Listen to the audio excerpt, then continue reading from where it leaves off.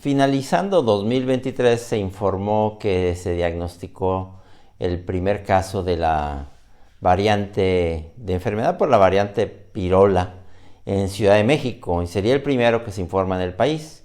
Y me gustaría referirme a esa variante y a una subvariante que hay ahora, que es la JN1, porque creo que va a ser parte de las noticias que vamos a ver en el resto del año y sobre todo en la época de frío, en el invierno.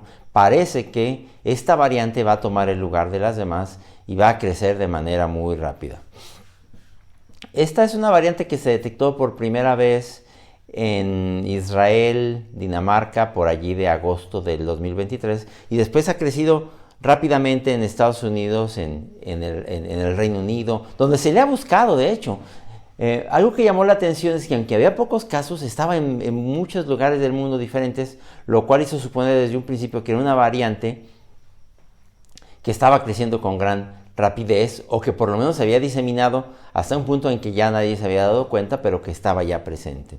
Y a mí me gustaría referirme a eso porque recordemos que los coronavirus están hechos de una sustancia genética que es su ARN, están cubiertos de una envoltura, pero tienen una estructura especializada que es la proteína Spike, de manera que cuando uno los ve en el microscopio electrónico parecieran que tiene una corona, por eso se llaman coronavirus. Esa proteína Spike es muy especializada, pero digamos que por economía de la ingeniería de su producción, es el conjunto de 3 proteínas distintas que se entrelazan, pero esas 3 proteínas son prácticamente idénticas, y por economía solamente se juntan, se entrelazan y hacen una especie de una pequeña flor, y los pétalos se unirían al receptor de la célula que infectan. Esta es la estructura más especializada del virus, y no es entonces sorprendente que sea allí en donde se dan las principales mutaciones. Esta estructura, que es el spike o la proteína de espiga, se divide en 2. La parte que se une a la célula que va a infectar, que es la que se conoce como S1, y en el proceso de infección se parte en 2 por una enzima, y la parte de abajo, inclusive el tallo donde se inserta en la pared o en la membrana del virus, se conoce como la estructura S2.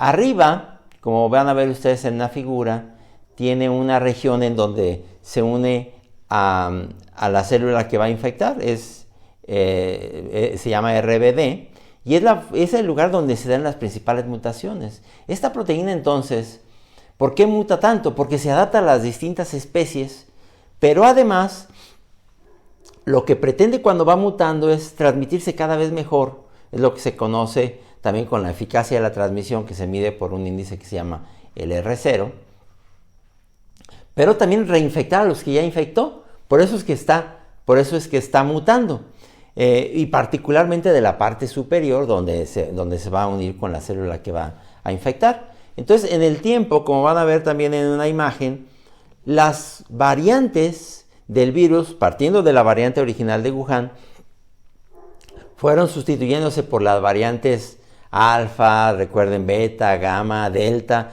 y cuando vinieron las variantes Omicron, fue un pico enorme de infecciones, porque Omicron ya se transmitía mucho más fácilmente, de manera que sustituyó muy rápidamente a delta, que había causado una gran mortalidad. Y luego vinieron las subvariantes de Omicron, así que recuerden que tuvimos, a partir de la primera, que se conoció como la BA1, la BA2, luego la BA4, BA5, que es con la que se hizo la primera, la vacuna ya de segunda generación, porque las vacunas de primera generación, como voy a mostrar, se hicieron con la información del virus original de Wuhan en China. Unas variantes fueron sustituyendo a otras, pero a partir de finales de 2023 el virus hizo algo sorprendente que no había hecho. Digamos que se regresó de venir ya en variantes, como van a ver aquí en una figura que hice yo con unos trazos. Omicron había evolucionado de BA1, BA2, BA4, BA5, y ya íbamos en las BA o en las XBB, XW, XBB15.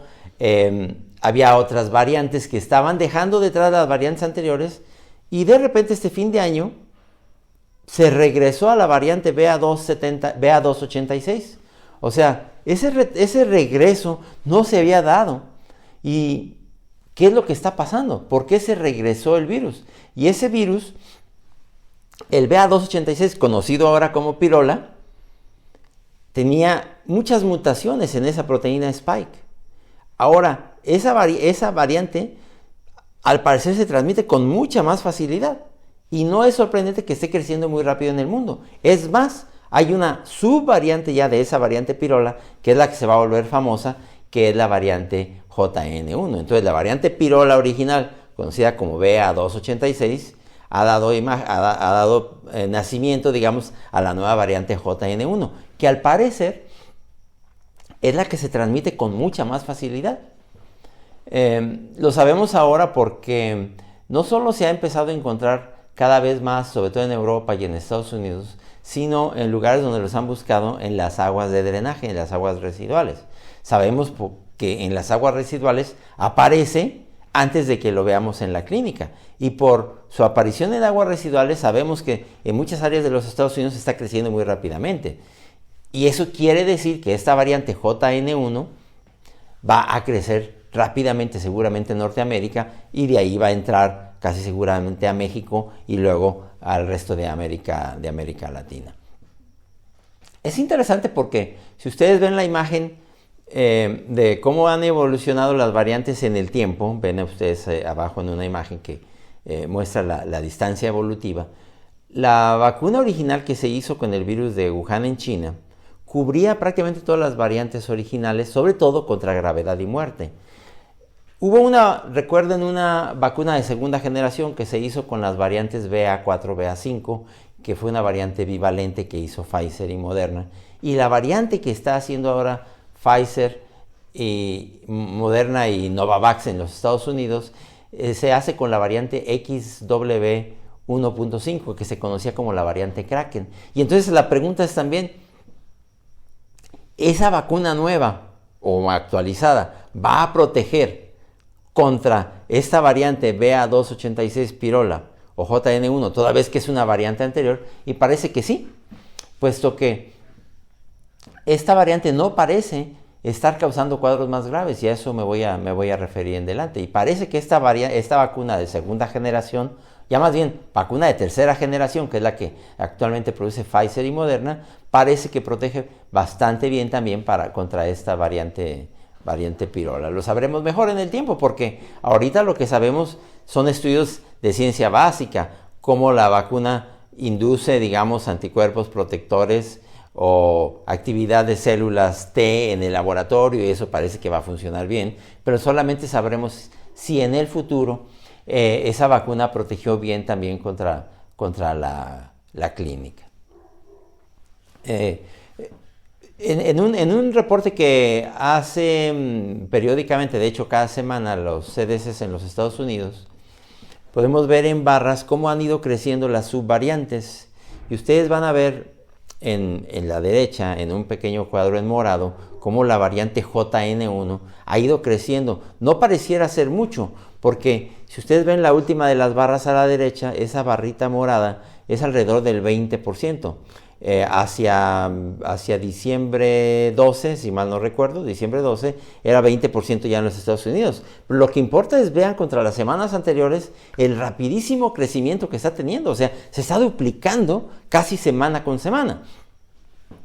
Lo cual señala que esta variante pirola JN1 casi seguramente va a ser el motor de un brote, como se está viendo por lo menos en algunas regiones como en el noreste de los Estados Unidos, y casi seguramente, como puse yo ahí en la imagen, va a ocurrir en México. Y yo creo que sí también.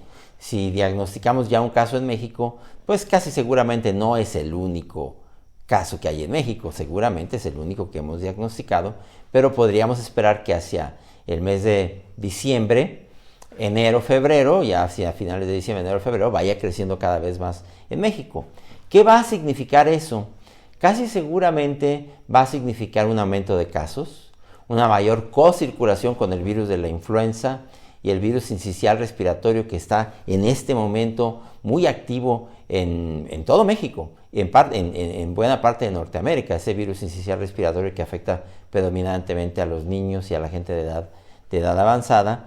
Pero una cosa que debe tranquilizarnos es que las manifestaciones no parecen ser distintas del resto de las variantes. De hecho, no parece estarse comportando como una variante que induce enfermedad de mayor gravedad. Recuerde que las manifestaciones generalmente son cuadros subclínicos, frecuentemente asintomáticos, a veces rinitis, anosmia o se pierde el olfato, fiebre, tos y malestar, que es un cuadro más o menos típico.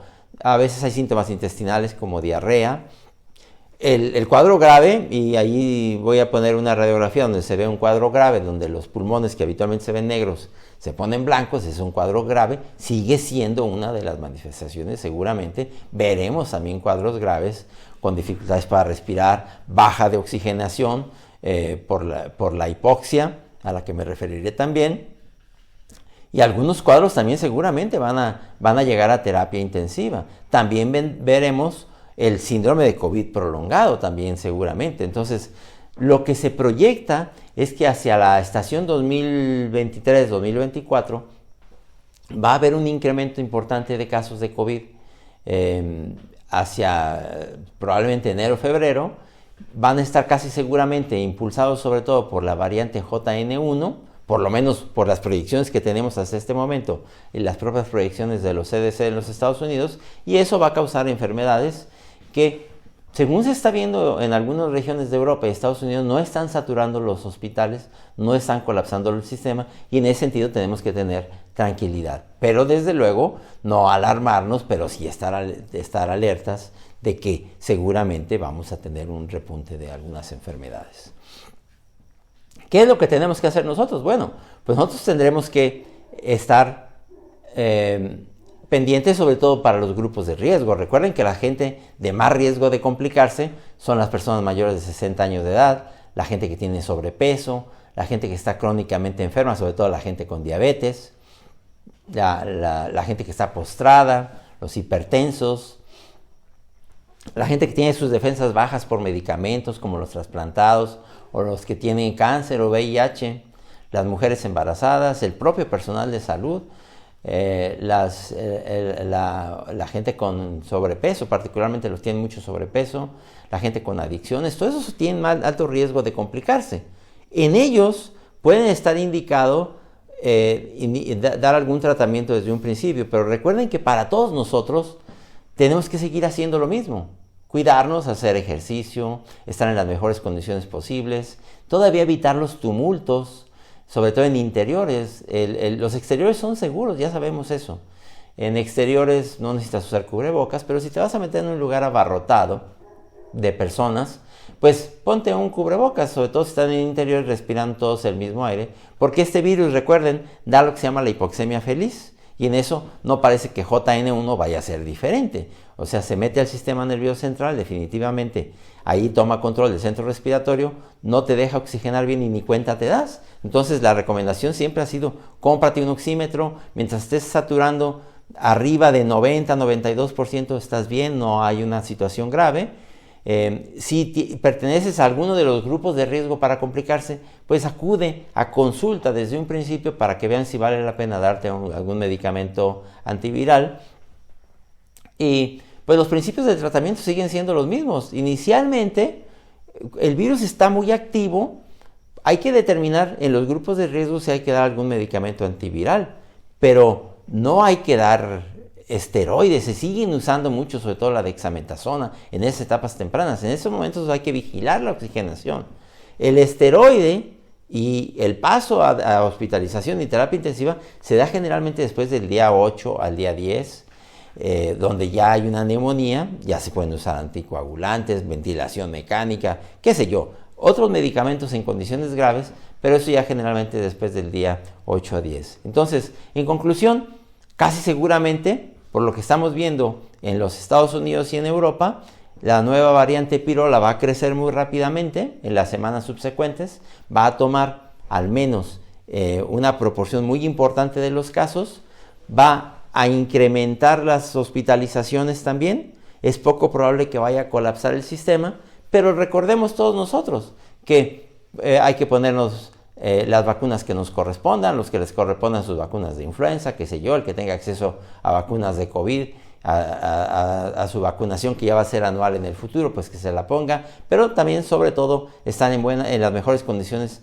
físicas posibles, controlar las enfermedades crónicas, evitar los tumultos de personas y si no podemos evitarlo, ponernos un cubreboca. Nadie necesita obligarnos a hacer eso.